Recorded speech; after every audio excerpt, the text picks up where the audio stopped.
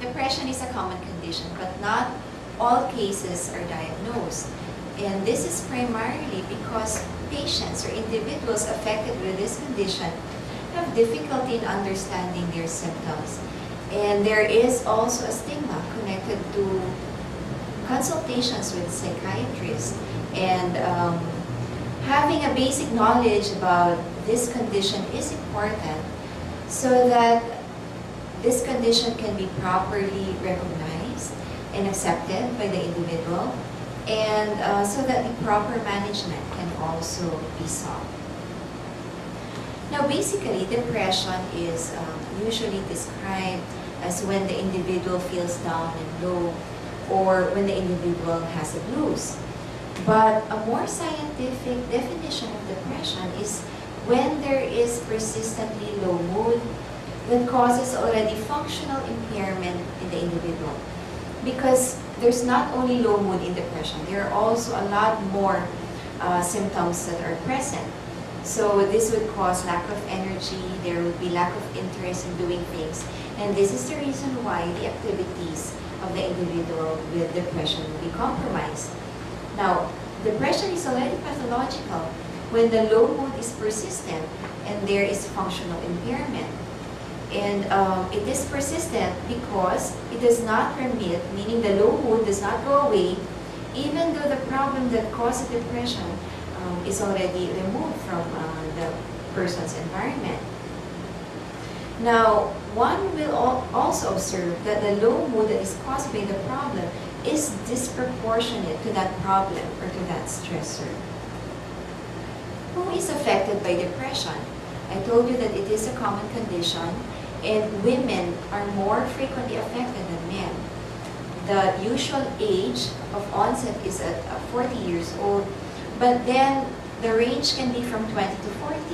However, it does not mean that those who are younger or those who are older than 50 will not be affected by this condition. Now, consider the problems that an elderly will face during that age. And you will already know that the elderly is also predisposed in developing depression. Now, those without close interpersonal relationships are also predisposed because they do not have anyone to rely on, no one to talk to, and they cannot share their problems with anyone.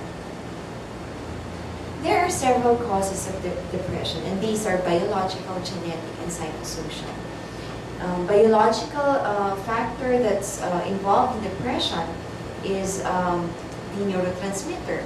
Neurotransmitters are chemicals in the brain that are important for the communication of cells.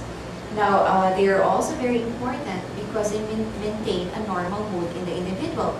And the two most commonly associated neurotransmitters in the evolution of depression are serotonin and norepinephrine. So, abnormally low levels of these two chemicals in the brain will lead to depression.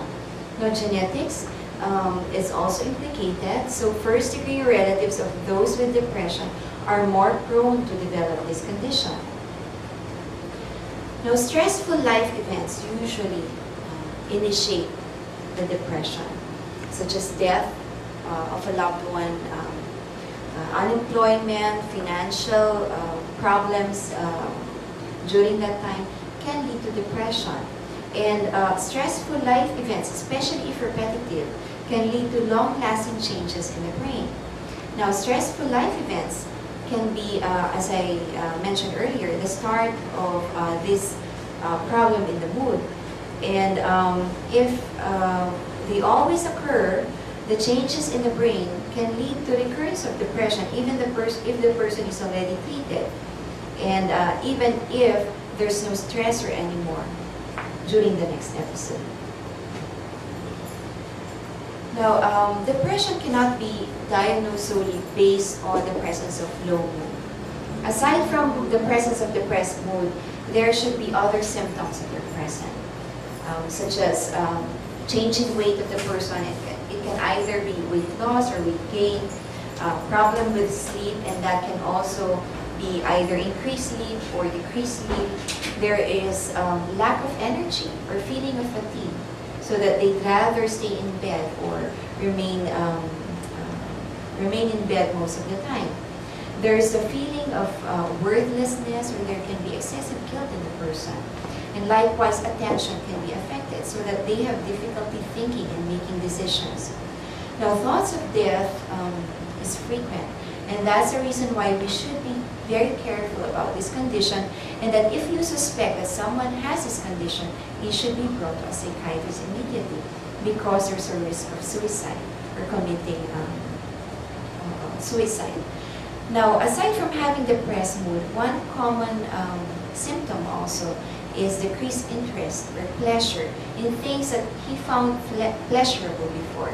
And so if either of the two, depressed mood or lack of pleasure, is present, then one should suspect that this condition might be present. Now, there are other conditions that may complicate depression.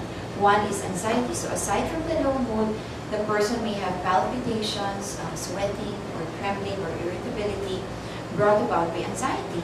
And likewise, patients may go into substance abuse, and that can be alcohol, drugs, and other substances. Now, one important thing that you should keep in mind is that depression can be treated. It is not a hopeless condition. It can be easily removed by a psychiatrist, as long as the patient will cooperate with that psychiatrist. Now, the first step is to recognize all the symptoms that the person is suffering from, accept that these symptoms are present, and then go to a psychiatrist for consultation.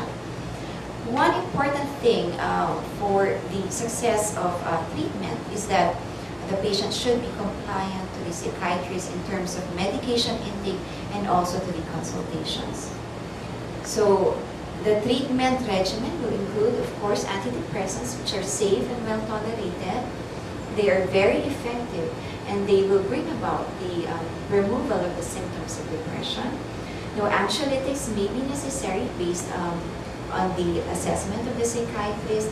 And then psychotherapy is important in order to address the issues that led to the depression. And likewise, the patient should know how to cope with the issues that are present in his environment. The psychiatrist will also address other conditions that may be present and that may complicate depression, such as substance abuse. Thank you.